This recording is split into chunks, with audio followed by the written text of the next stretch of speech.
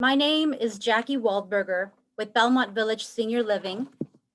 In affiliation with our partners at UC Berkeley, it is our honor to host Dr. Eisendrath today as he outlines the expertise he shares in his book, Harnessing Mindfulness to Alleviate Depression. For 24 years, Belmont Village Senior Living has collaborated with academic partners to be on the forefront of research and our commitment to lifelong learning for ourselves and our residents.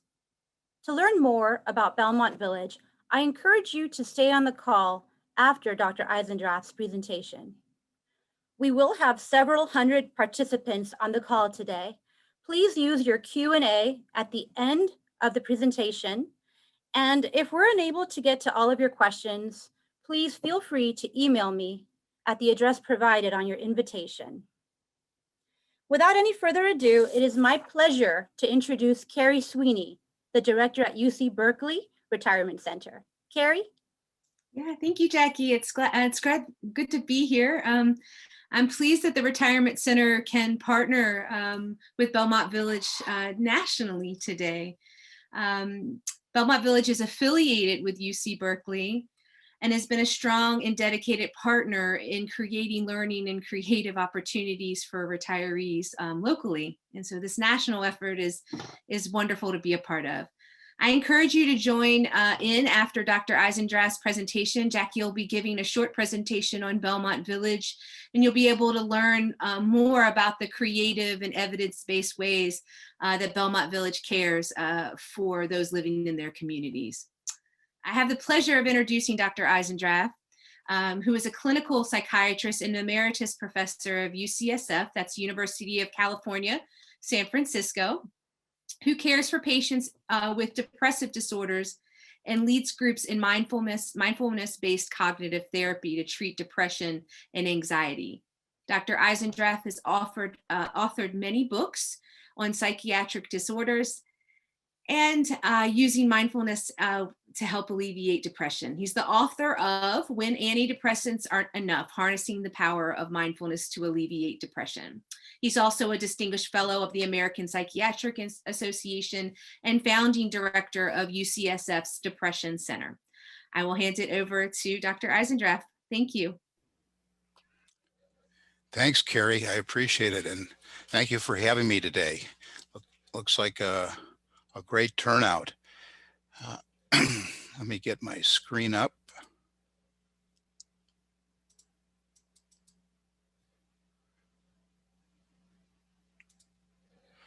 There we go. Is that coming through okay? Yes, it looks great. All right. I'm going to be speaking today about using mindfulness to treat depression and anxiety. And this is basically derived from 15 years of research at UCSF, where we developed a program to deliver mindfulness training to people who are struggling with depression and anxiety. And of course, depression and anxiety are two big things on the agenda today, as we all struggle with coping with the pandemic and the issues such as social isolation that it has brought for all of us. My goals today are to really help identify what major depression is, and major depression is another term for clinical depression. Understand how antidepressants can be useful, but how there are limitations in their utility, and then discuss how mindfulness can help treat major depression and anxiety, even when antidepressants haven't worked, or for those who would like to try an approach without medication. And finally, I'll be discussing some research findings that we've developed, showing that mindfulness techniques can really help change the way our brain functions. Let me start off, excuse me, with discussing the criteria for major depression. That's for clinical depression. And there are 9 different items that go into being criteria for depression. And the diagnosis is established if a person has 5 or more of these symptoms and signs lasting for 2 weeks or more. The first one is depressed mood. And that, of course, is the hallmark of depression, but not always present. Sometimes there's irritable mood that it may be present without overt depression. Then one of the other important hallmarks is a loss of interest in things or a loss of pleasure in all activities. We call that anhedonia, where a person just can't enjoy things the way they used to. Then you get into other findings that occur. Sometimes there's significant weight change. Either weight goes up or goes down. And similarly, appetite may go up or down. And there may be sleep disturbances where the person sleeps much less than usual, classically with early morning awakening, but sometimes increased sleep. Then there is psychomotor agitation. This means the person is either agitated and fidgeting around frequently, or else they may be slowed down and hardly moving at all. And accompanying this may be a loss of energy and a sense of overwhelming fatigue. Then a cognitive symptom of depression is related to feeling guilty or worthless. And that's out what we say, it's inappropriate guilt. There really isn't a good cause for the guilt, but the person feels that every day. Then there is a decreased ability to think or concentrate, where the person is often indecisive. And finally, there are thoughts about death or even suicide. There may be a specific plan or even a specific attempt that's taken place, but the person is often preoccupied with dying. So if you have 5 or more of these, that meets the criteria for a clinical depression. Now, the most common treatment for depression is actually no treatment. It often isn't recognized, or if it is, people around the individual who's suffering it just say things like snap out of it. But that isn't so easy to do. And it's like saying to somebody who has an asthma attack, snap out of it. It doesn't work very well and is not very helpful. The most common treatment after that, however, are antidepressants. And here's the depression highway. You may get an SSRI medication, a serotonin agent like Zoloft, Prozac, Paxil, or other medicines down the road. This is probably familiar to many of you. And these medicines can often be life-saving, and they are very effective in a number of people, but in another large group of people, they aren't so effective. In the STAR-D trial, which looked at the sequenced treatment of antidepressants, when patients were treated with antidepressants, only about 1/3 of them fully recovered after 12 weeks. And if you took those people remaining and gave them a second antidepressant trial for another 12 weeks, a total of 50% of people had recovered. But this means 50% haven't recovered. And so at UCSF, we developed a program called the Practicing Alternatives to Heal Depression study that looked to see if we could teach people techniques such as mindfulness that would be self-empowering, that they could use on their own to further improve their treatment for depression. Now, this 50% of people who haven't responded to antidepressants are not unusual. We found in our study that people coming into the study suffering depression had an average of 7 years of suffering depression before they came in, and they had tried at least 2 antidepressants. So there are a range of things people can try in this kind of situation. There's psychotherapy, ketamine, electroconvulsive treatment, or transcranial magnetic stimulation. All of these things are possible for people who haven't responded, but our research has indicated that mindfulness training can be a very powerful tool that can be taught over a fairly short period of time and help people learn a skill set they can take with them.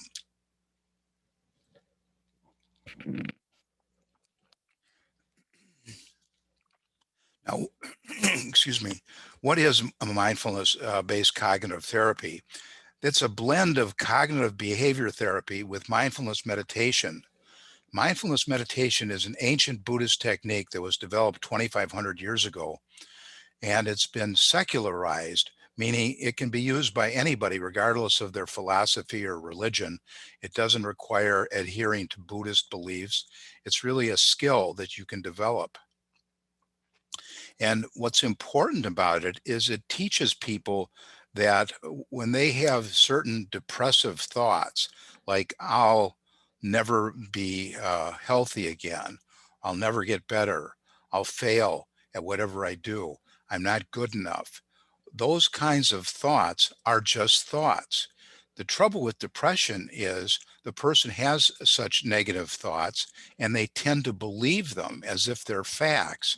And this leads to a downward spiral of more depression, because if you believe thoughts like this, why wouldn't you get depressed? But in mindfulness, we teach people that such ideas are just thoughts. They actually are not facts.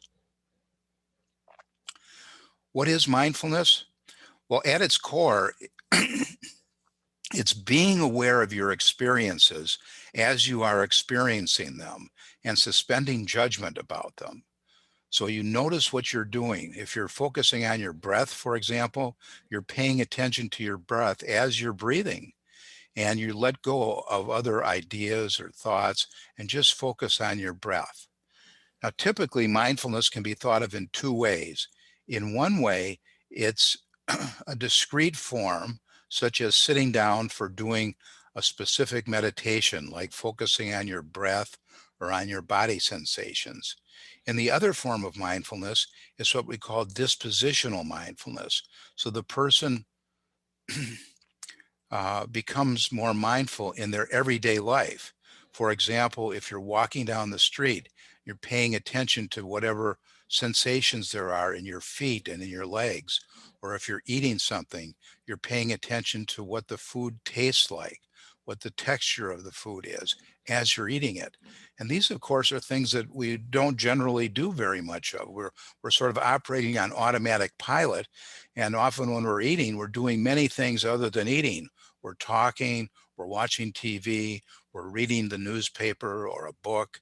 We're doing things other than paying attention to our core focus of eating. And mindfulness approach teaches us to really bring back our focus to what we're doing in the present moment. I like to think of it in this way. There's an observing self that can look at the other layers of the self, the physical self, which involves the sensations, seeing, hearing, smelling, tasting, touching, the physical self. And then there's the thinking self that has to do with what thoughts we're having, what feeling we're having, what ideas are going through our mind. And the observing self sort of sits and views this entire package of things, the physical self and the thinking self. The observing self is the position of mindfulness. Now, what is the relationship of mindfulness to depression? Well, in traditional cognitive behavior therapy, we teach people to try to answer back to depressive thoughts. So if a person has a thought like, I'll never be successful, or I've never been successful, how can they respond? Well, I have been successful in certain ways, and try to, in essence, argue back to the depressive thought. But the problem with this is, in traditional cognitive behavior therapy, is the individual often has been suffering for so long that they can't argue back very well. They're, in a sense, locked into a depressive viewpoint of the world. Now in mindfulness, if you're focusing on things like, say, your body sensations or the breath or whatever you're eating, what we say there is the person's bandwidth is being taken up by whatever is present, so they're less focused on those other features such as depressive thoughts. And in mindfulness, you're focusing on the present moment, and that has a very powerful antidepressant and anti-anxiety effect. I like to think of depression and anxiety being thought of as disorders of time. That means in depression, the person often feels as if they have experienced some loss in the past. They lost a spouse, a loved one, a situation, a financial loss, some type of loss that they feel they've already undergone. Whereas in anxiety, the person feels like they're going to experience a loss in the future. Sometimes we call this catastrophizing, where there's going to be a disaster happening, the person thinks, down the road. So if you help the individual become focused on the present moment, it lets go of the past and the future, and in that sense is naturally antidepressant and anti-anxiety. So it's a very powerful way of letting go of those focus on anything other than the present moment. Now, how does this work in practice? Well, you learn to shift your attention from looking at, well, why am I depressed? What did I do to deserve this? To focusing on what's present right now. And as you do this, the negative thoughts and feelings can shift into the background. So it doesn't mean that those thoughts or feelings disappear entirely. It's kind of like you're listening to a radio where the volume gets turned down.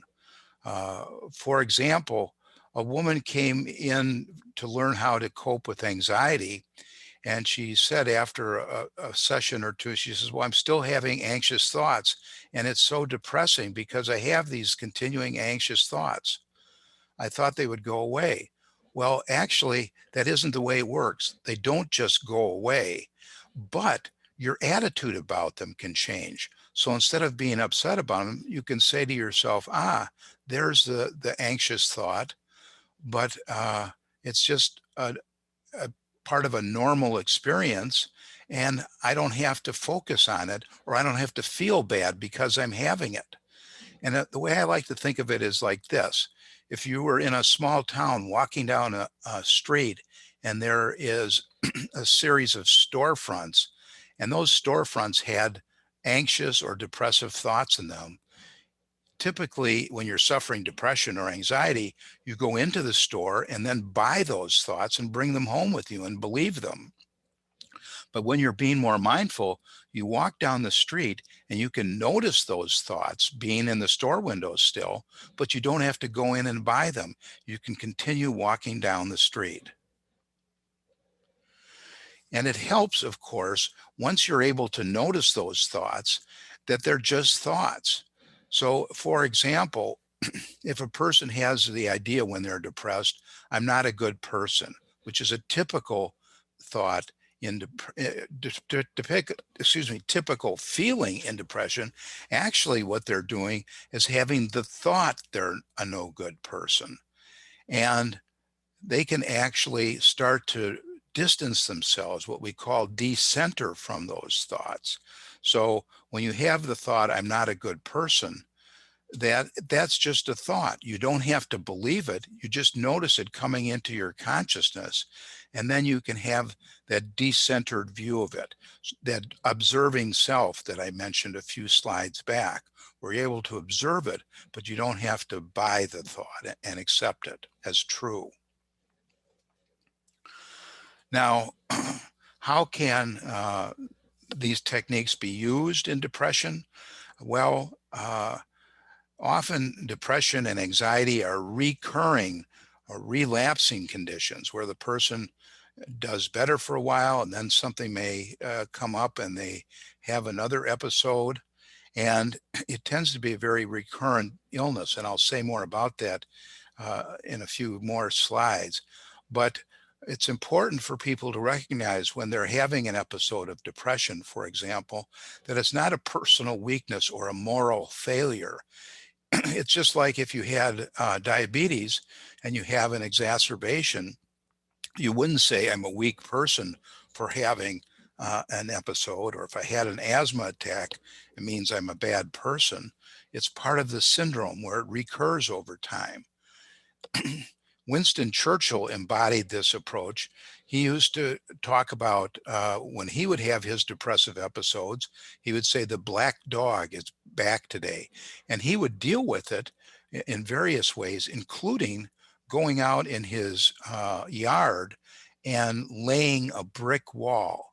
In that sense, he was being very mindful. He was focusing his attention in the present moment on laying the bricks in a very precise pattern. And in that sense, it would alleviate much of his depression. Now, how can mindfulness be effective? Well, in studies that have looked at it compared to treatment as usual, mindfulness is twice as effective in preventing relapse. But in an even more important study, where mindfulness was compared to medications, it had a very beneficial effect also. They took people in this study performed at Oxford University in England who had fully recovered from depression with an antidepressant, and they divided them into two groups. One group received maintenance antidepressant. They continued on the antidepressant at full strength.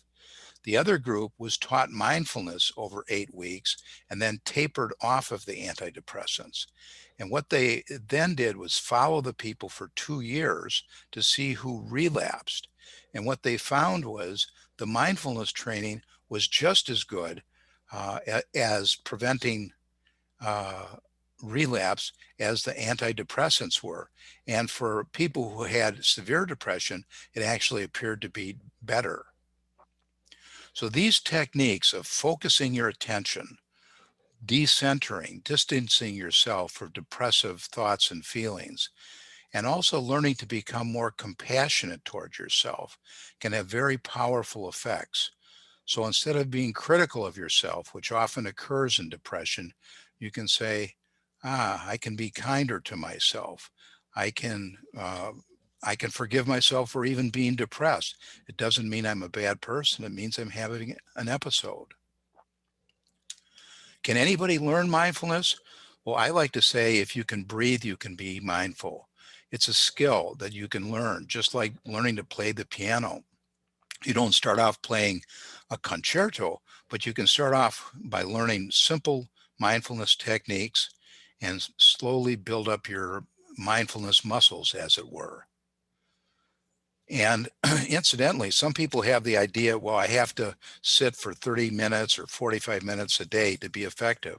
Well, there's no evidence that that is true. There's no evidence that there's a specific dose that goes along with effectiveness. So people in our studies who were able to do 3 minutes a day actually benefited significantly. And learning to do something on a regular basis is probably more important than learning to do it for a certain set amount of time. Now, what are the psychological and brain effects of mindfulness-based cognitive therapy? Well, it has very powerful effects in both realms, as we'll discuss here. And at the end of this, I'll give you a brief taste of the mindfulness training that we do, so you'll have a tool even after today that you can take with you. Now, we looked at people coming into the study who were still suffering from depression, and 3/4 of those people also had anxiety as well. And we found that there were powerful effects, which I'll show you some visual images of. And we took people and gave them 8 weeks of training in mindfulness and compared them to another intervention called the Health Enhancement Program, the HEP program, which consisted of nutrition and exercise, and compared it to mindfulness training, and then looked at the people after 8 weeks and then after 1 year.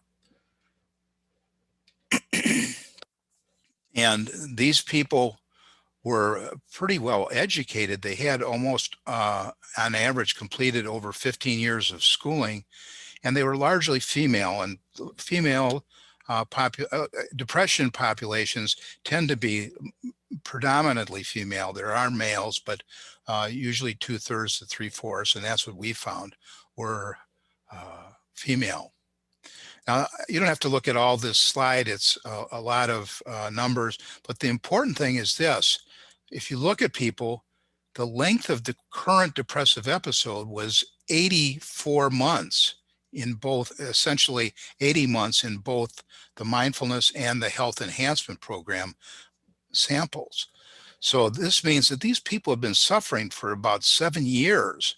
And this is not unusual, unfortunately. This is why depression is the #1 cause of disability in the world today, because it starts often early in a person's life and it lasts a long time. And these individuals had 3.6, 3.5 episodes in their lifetime. So if you're having these episodes last for a long period of time and you're having multiple episodes, it can take up a lot of a person's life.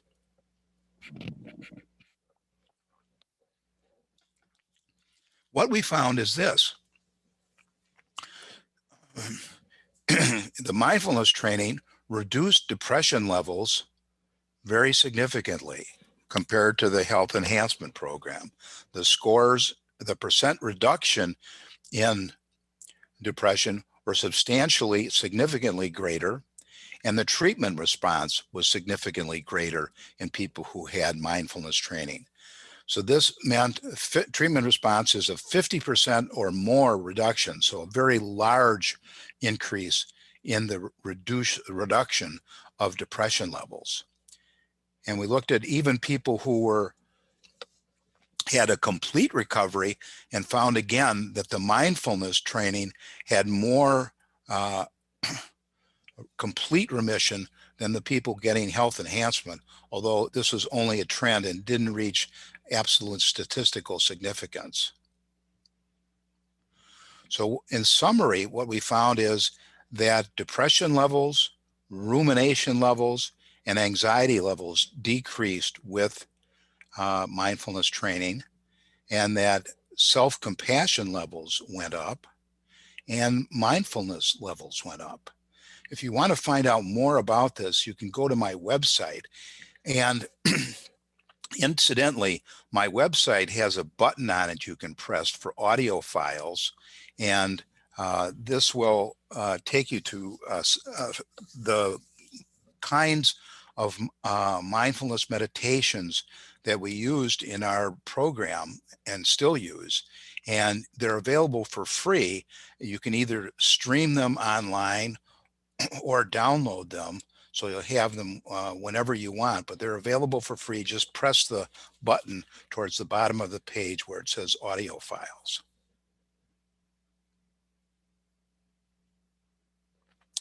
Now let me show you something that's quite interesting. I again don't want to get into all the details, which aren't so important, but basically we took a subset of our sample and gave them functional MRIs. Functional MRIs are special MRIs that look at the blood flow from second to second. And this really measures, in that sense, brain activity. So it shows what areas of the brain are active or not active. And we looked at people getting mindfulness training. Here, 44 people with mindfulness training and 44 people who got the health enhancement side of the coin. And we compared them at the beginning to people with healthy controls, just to see how the depression level, how depression impacted people's brain function. And then we looked at people getting the 2 samples after 8 weeks of treatment with a second fMRI scan. This slide is a little complicated, but I'll just try to cut to the most important elements. The red areas of the brain, or what we call the dorsal areas of the brain, are involved with regulating emotion, the executive control system for emotion, whereas the yellow side of the brain is involved with affective processing or emotion generation. So these are in sync, where when the mind starts to generate warning signs or worry signs, the amygdala and the VLPFC areas get hyperactive, and the red areas are often diminished, meaning there's not very good control of emotions. But when the person learns techniques that can establish control, that balance shifts back. So the executive control area restores its control over these emotion generating areas. I'll just show you a slide that illustrates that in depression, the dorsal area is blue. It's colder, meaning there's less blood flow. And the ventral area, the VLPFC, is increased. So the emotion generating areas are increased, and the regulatory areas are decreased. So the person is not regulating emotions very well when they're in the middle of a depressive state. But take a look at this. We taught people mindfulness over 8 weeks, and it restored function. In a sense, the blue areas that we just looked at became red, and the areas of the regulating section of the brain went up significantly compared to the health enhancement. So the regulatory function of the brain was, in a sense, restored with mindfulness training. And similarly, those ventral areas of the brain, the emotion generating areas of the brain, went down with mindfulness training on both sides of the brain, the right and left side. The emotion generating areas went down, which isn't what we found with the health enhancement program. This is the amygdala, and the amygdala is sometimes called the warning area of the brain. It gets very hyperactive when there's a depressive state or anxiety states.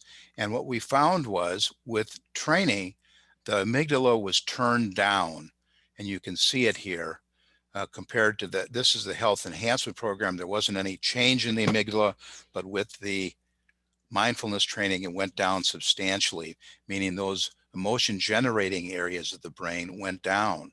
So this illustrates that mindfulness training actually does something important to the brain. Our brain function changed when we become more mindful. Mindfulness is not just smoke and mirrors about, good thoughts, wishing things were better. It actually, in a fairly short period, changes the way our brain functions. Just think about that. If you are able to spend a few minutes a day, you can actually start to build skills that will change the way your brain functions. It'll cool down those emotion generating areas and enhance the emotion regulating areas. So it's a very powerful technique. I think the takeaway is, although it increased the DLPFC and decreased the VLPFC, in other words, the emotion regulation network was increased and the emotion generating network was decreased. And similarly, the amygdala worked the same way. With mindfulness training, the amygdala activation decreased. So these are very powerful techniques that you can use to build skills for yourself that you can take wherever you go.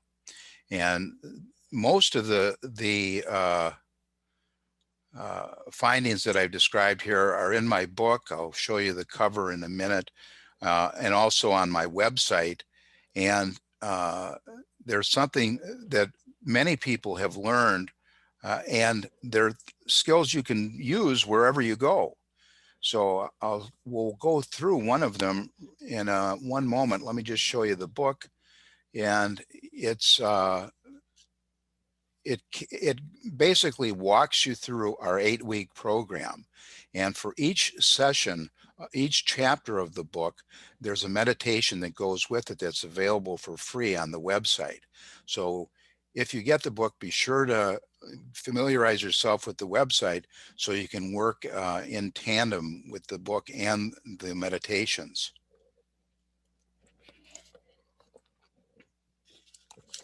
Let's go through a meditation, a brief meditation that many people who took the class found to be one of the most helpful, because it's brief and it can be done anywhere. You can do it sitting on, excuse me, sitting on a, I'm gonna get a little frog in my throat.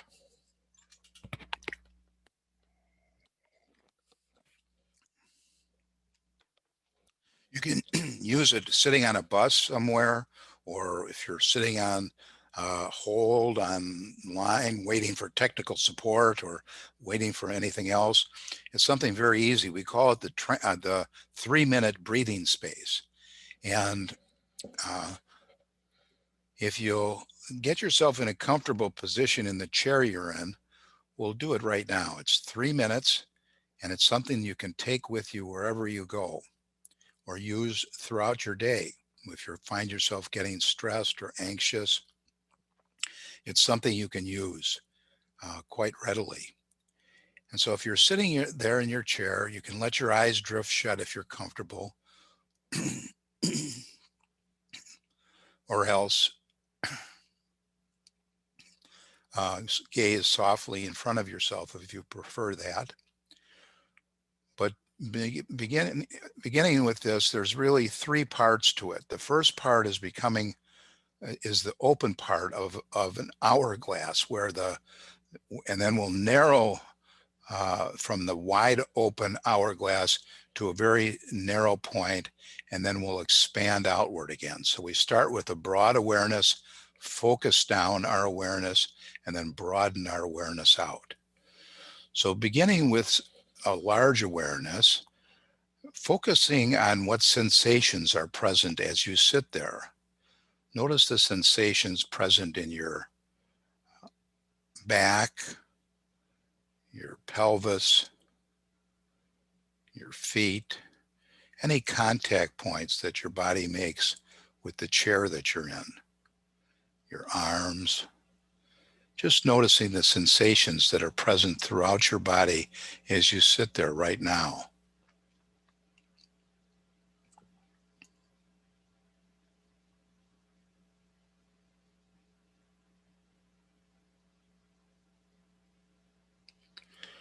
Then shifting the attention a little bit, bringing the focus to whatever thoughts you're having. And imagine your thoughts as if they're clouds going across the sky, where you just observe them. You just notice the clouds. You just notice the thoughts. You don't engage with the thoughts, try to answer them, or try to believe them, just noticing them with that observing self.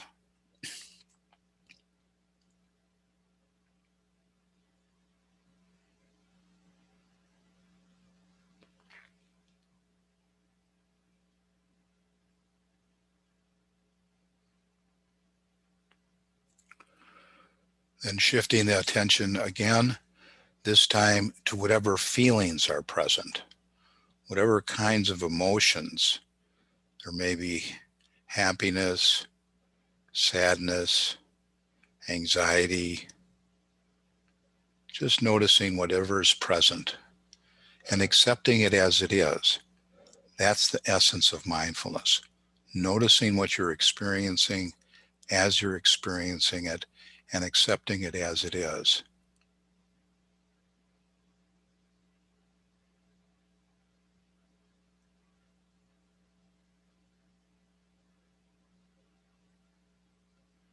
Then shifting the attention again, bringing the focus to the breath moving in and out of the nostrils.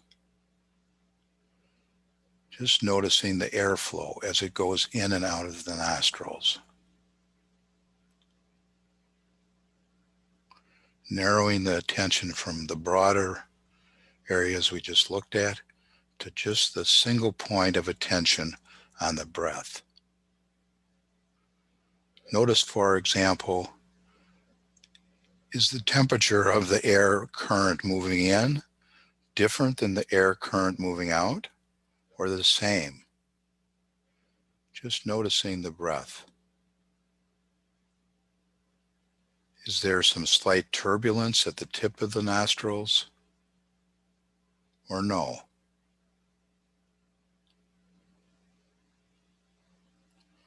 When the minds wander, as minds tend to do, just gently and kindly escort the attention back to the breath.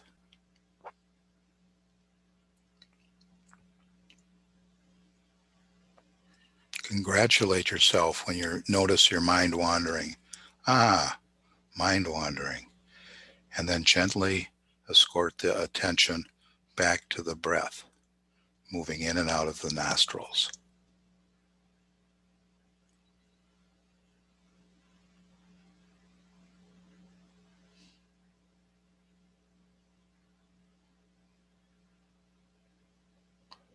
Then in the final section of this 3-minute breathing space, bringing the attention to the body as a whole, expanding from the focus on the breath to an awareness of the body as a whole. Perhaps feeling almost as if the entire body is breathing in and out, an awareness of the body as a whole.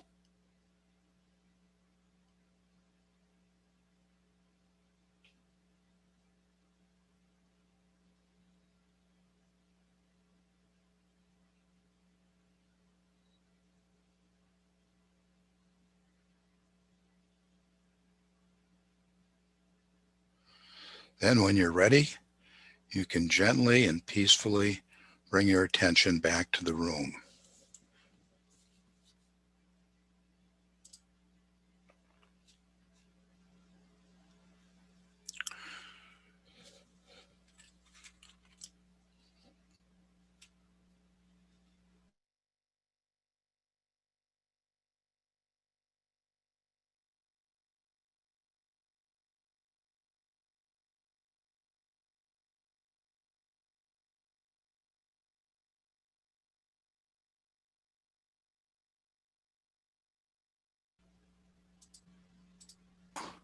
Open it up for, thank you all for having me. Thank you, Dr. Eisendrath. This is Eisendrath. Sorry, this is just coming out of the state, and how wonderful that mindfulness exercise was. Jackie, I guess we'll open it up for questions. I've got some here in the Q&A, and so we wanted to clarify just a technical term, TAU, that was referred to in the presentation. TAU is, sorry, I didn't elaborate that. It's treatment as usual. So that meant like if the person was, for example, getting antidepressant treatment, that just continued as treatment as usual, or whatever kinds of normal things they got without anything extra being added in. Great. And I've got a few more here, and please encourage everybody to use the Q&A feature to ask questions. Todd has asked, depression and anxiety are not necessarily the same thing, and in case I claim they are disconnected, agree or disagree? He also asked, my experience is that depression and anxiety can be mutually exclusive. What is the difference? So you would like to comment on that, Dr. Eisendrath? Well, there's a great deal of overlap between depression and anxiety. And as I mentioned in our study of people who had failed to recover with 2 or more antidepressants, 3/4 of them had an anxiety disorder as well. So they're not mutually exclusive. But sometimes people tend to oscillate between feeling more anxious at one point and more depressed at another. As I mentioned, I think I like to think of anxiety as a person worried about something happening in the future, whereas in depression, the person feels as if something bad has already happened. So there's a different focus of on the time continuum, but there's a great deal of overlap in these conditions. So much so that sometimes we think that it may be a false dichotomy to say one versus the other. For example, in one study of people who had a very strong family history of depression in their parents and grandparents, when they looked at the grandchildren, the first kind of problem they had that they developed as an adolescent or young adult was anxiety. And then later it became more of a depressive picture. So there's a lot of overlap and a lot of distress with either condition. Great, thank you. What is the average duration for mindfulness training to take effect? Well, it can be taught. I mean, I hope even the exercise we thought today gives people a taste. And in our classes, we usually teach mindfulness training over 8 weeks. So the person learns a new technique and practices it each week. And that's what my book is kind of focused on, where you can learn a different meditation each week, practice it, then move on to another meditation. And what we find is that some people like one meditation style better than another, and that's okay. That's just part of human variation. But at the end of 8 weeks, you'll kind of have a set of meditations that really work well for you.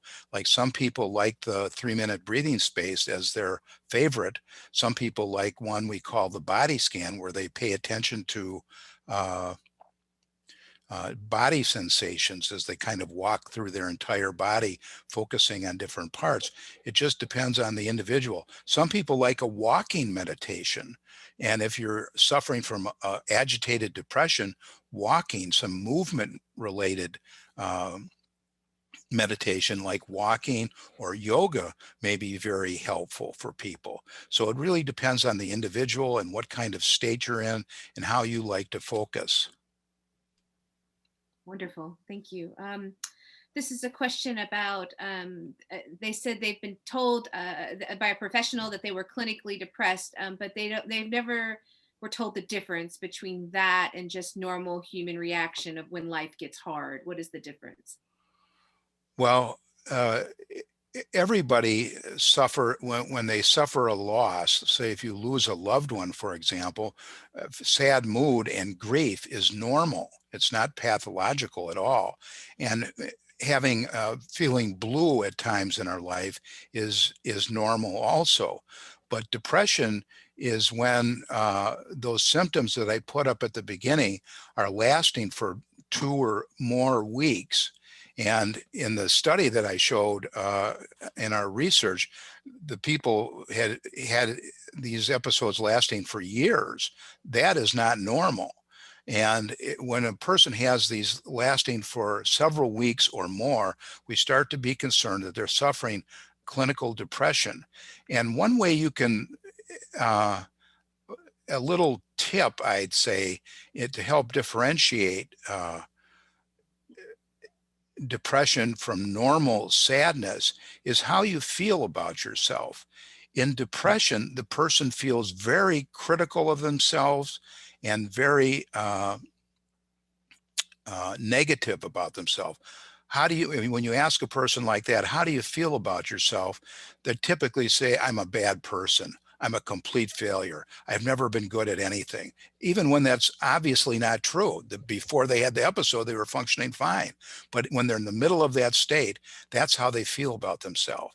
In a person who's having a grief reaction, a normal part of response to human encounters, when you ask a person, how do you feel about yourself? They say, I'm a good person. I suffered the loss of a loved one, but I'm still a good person. Their self-esteem is intact, in other words. So that's one way of kind of differentiating depression from normal grief. Great. Do you have other methods you teach for persons with breathing problems like COPD? Well, that's a good question. It depends on how the COPD affects the person. If they can do the breathing exercises, like focusing on the breath, those can be quite good for them. But sometimes individuals who have COPD, if they focus on the breath, that actually may make them more anxious because they're focusing on it so much. So for those individuals, we suggest some of the other meditations, such as the body scan or the mindful walking, those types of, or focusing on mindfulness of your thoughts, something other than the breath.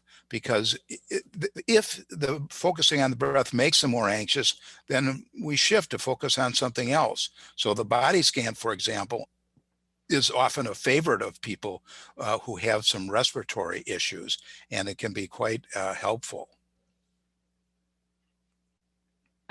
We've got so many good questions, and I just want to remind you, we may not be able to get all of them today, but we're going to try our best.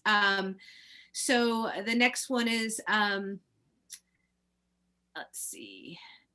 Are there mindfulness classes offered virtually? Often we buy books, but we don't use them. How can we help our practice by doing virtual mindfulness? Are there tools, Dr. Eisendrath? There are a number of things that can be done.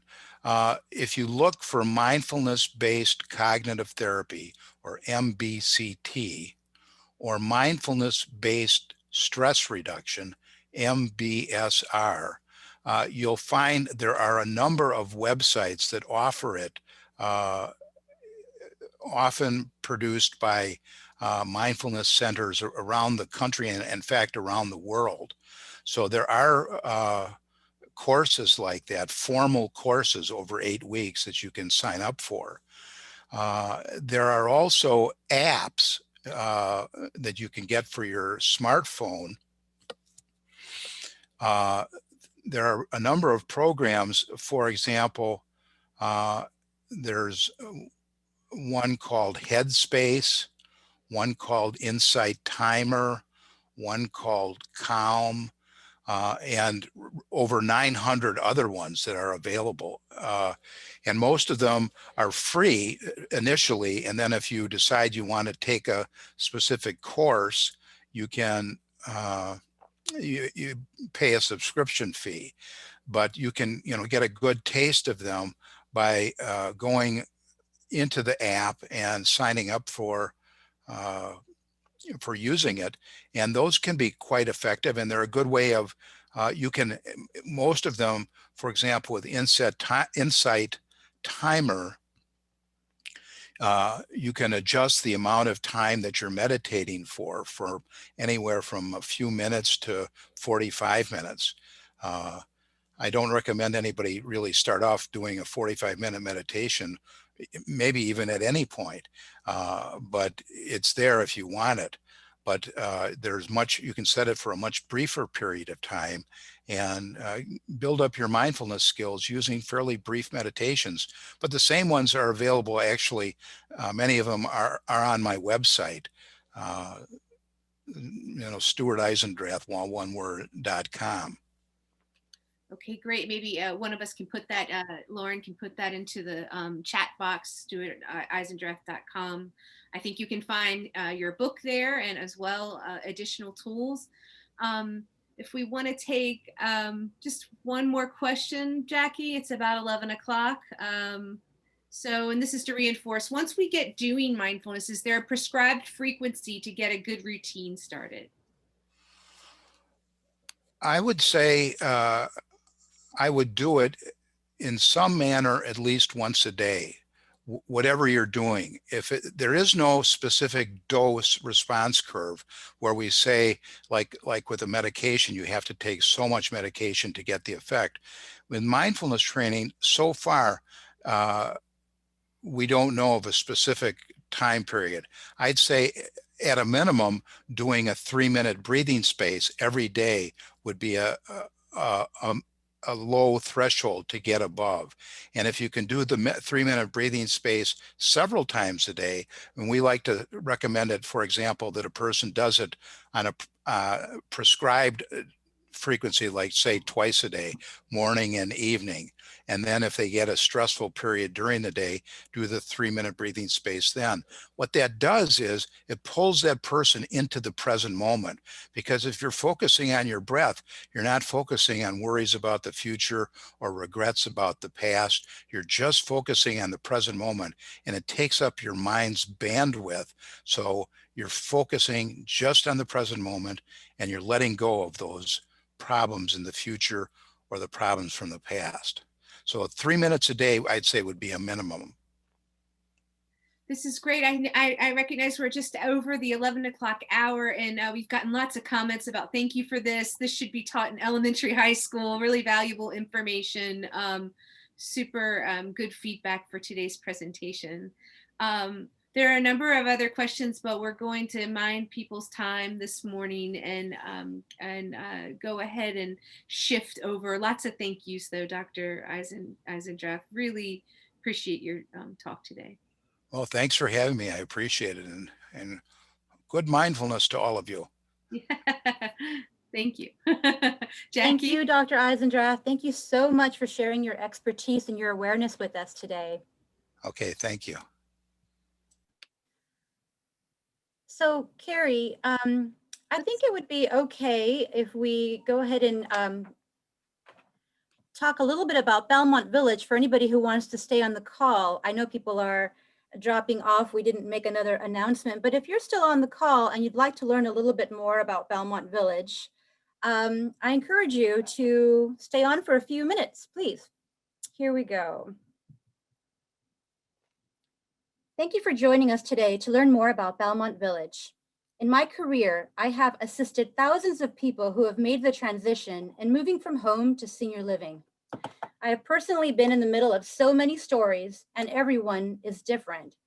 I can confidently tell you that there are so many wonderful opportunities beyond that leap of faith. For 24 years, Belmont Village has developed, owned, and operated best-in-class, fully licensed senior housing and care communities. We offer independent living at some locations, assisted living, and 2 levels of memory care, because not one size fits all. On location, you will find 24-hour nurses center, on-site physical therapy center, extraordinary hospitality, and a robust social calendar, all under one roof. In alignment with the purpose of Belmont Village, our focus is bringing people together, providing choices and opportunities, safety and security, and a better quality of life. To talk about the Belmont Village difference, we must begin with our thorough approach to health and wellness. By having nurses in the building 24 hours a day, we can establish a high level of trust and security. Our nurses are able to provide on-site care and triage with our residents' personal physicians. If we are unable to reach our resident's physician, we contract with telemedicine doctors available around the clock that can be called upon anytime for their expertise. Having physical and occupational therapy on site is so convenient for our residents to stay motivated with their program. We've helped so many people get back on their feet. The Personal Assistant Liaison, or PAL, is available to assist our residents at any time. A schedule of preferences can be made ahead of time, or they can be called upon by wearing a pendant sensitive to the location of our resident anywhere in the building.